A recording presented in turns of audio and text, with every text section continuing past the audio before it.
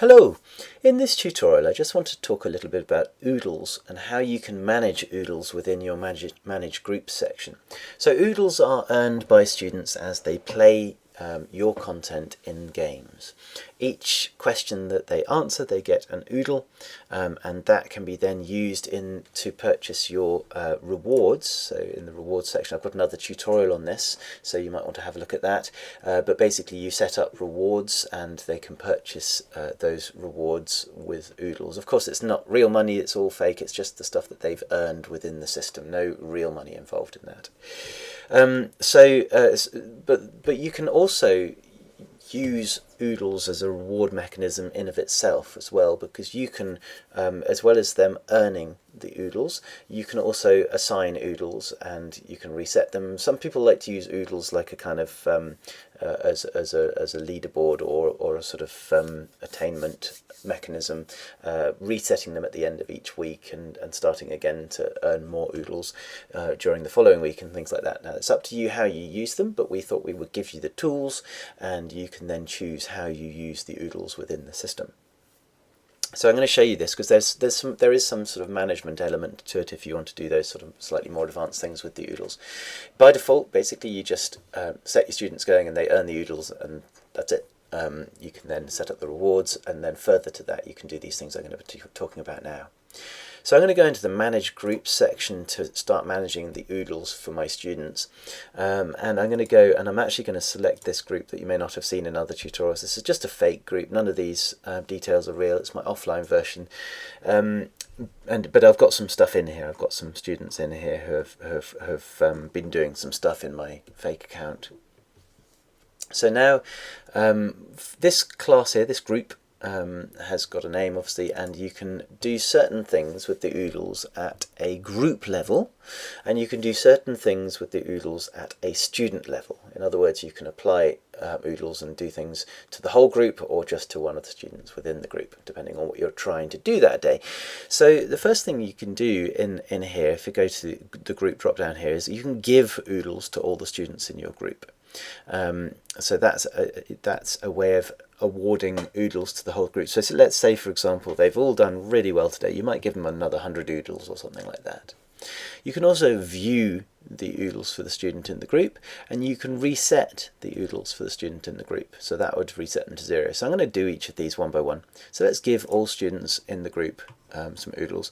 So you click on that and it says give oodles to every student in group class 4B. Let's give them all 100 oodles. So you just type in 100 and click on plus, and 100 oodles have been given to every student in this group. Really nice and quick and easy. Then you click on close. That's it, done. So that's given them all 100 oodles. Let's say that you would like to view the oodles for all students in the group. Now you click on view students, view oodles, and there we go. And actually a lot of these had like a small number of oodles, and you can see now they've got like 105 or 100. So this is because we've just added 100 oodles. And this one student, Sarah K here, student 1, has got rather a lot of oodles. We might want to have a look at that in a minute, because that sounds a little bit suspect given that everybody else here has just got 100, and I'll go into that a bit in a second as well. The other thing you can do is click on reset oodles for all the students. I'm not going to actually do this because I'd like to keep the oodles that I've got in this, but basically if you click on that button now, it will reset all the oodles for the students in the group to 0. Okay, so it would wipe out all their oodles. Not something you want to do without some careful thought. We tend to believe that it's better to reward rather than remove, so just be careful with that one. But you can do it. We've given you the tool to do it. It's important to give you every tool we possibly can. So that's all the stuff that you can do at a group level for your oodles, and that should be enough actually to do the things that you need. You can also do stuff at a student level as well. So let's have a look at this. What have we got? Well, we can click on oodles here.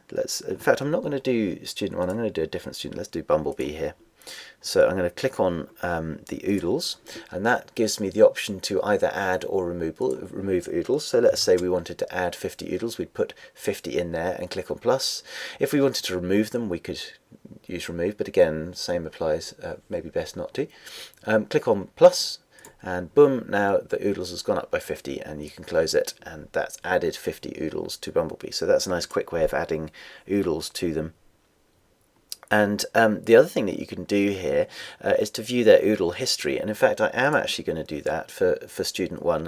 But let's just have a very quick look again at this list of view oodles for all students in the group.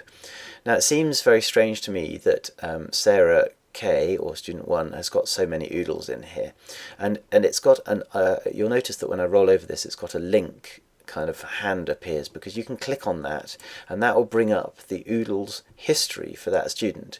And just note what that looks like. I'm now going to click back out of that and I'm going to go to student 1 and I'm going to go oodles history in here, and that brings up that same screen. Okay, so that screen there, the oodles history, is an important thing, because it allows you to to work out where strange numbers of oodles come from. Just occasionally we get students gaming the system frustratingly. There's not much we can do about that actually, but we want to give you the tools so that you can catch that early if it does happen. So here we've got this student who's got an enormous amount of oodles compared with everybody else in the group, and I'm going to click on that and I'm going to view their history. And what we do is we provide you with the tools to see exactly where those oodles have come from, so you can then decide whether they've been cheating or not, because it is possible to cheat by creating a teacher account and linking yourself up to it as a student and then giving yourself loads of oodles. But that hopefully will become very apparent to you as a teacher very quickly if that happens, because we've got these tools. So here we've got 3 sections in here. These are the routes via which the student has received their oodles. And you'll notice here that I've got the question collection. So these are question collections that the student has been set, and that it's clear that this student has created this student 1 is the creator, and they've created a question collection for cheating, so that they'll play it. In fact, this actually doesn't work anymore. They can't do this anymore. We've blocked this, but just before, a couple of weeks ago, it was possible to do this. Anyway, the creator is marked in red there if it is the student who's received the oodles. So that gives you some kind of warning if there are loads and loads of oodles coming in on a particular question collection. The other thing is, and probably more likely, is that teachers have given oodles. So in this instance, teacher Mr. Lapsley, that's me, this is the history of all the oodles that I've ever given, manually given to this student. So obviously there's quite a lot in here. I've done quite a lot with this particular test account. And these are all legitimate because that's me giving them to the student, and so I'm happy with those. But if I scroll down here, look, you'll also see there's another teacher called Teacherman. And this teacher has given a whole load of 200 oodles. That's quite a lot of oodles there. That probably makes up quite a big difference. And if we don't know who Mr. Teacherman is, and there's a large number in there, then it's quite possible that this is a fake teacher account that's been created by the students, and that the oodles have been assigned by them to themselves. And then the other place we can do this is we can look at groups, and this is where where a group has been created by a student and they've assigned oodles to the whole group. And again here we've got, we can see here, look, they've been silly enough to call this group oodle cheating, which is not a great idea in itself, is it really? And so here we can see the breakdown of exactly what oodles were given to that group and by who. And of course this group 4B stuff, this is all correct, this is my stuff, but then there are these 600 extra oodles that have been given by to oodle cheating by Mr. Teacherman. So there's a likelihood in this instance that somebody, probably student 1 but not certainly, has created this this fake teacher account called Teacher97 and has assigned themselves a bunch of oodles, and you can see all of that. So these are just tools really to help you to manage those kind of events in your classroom.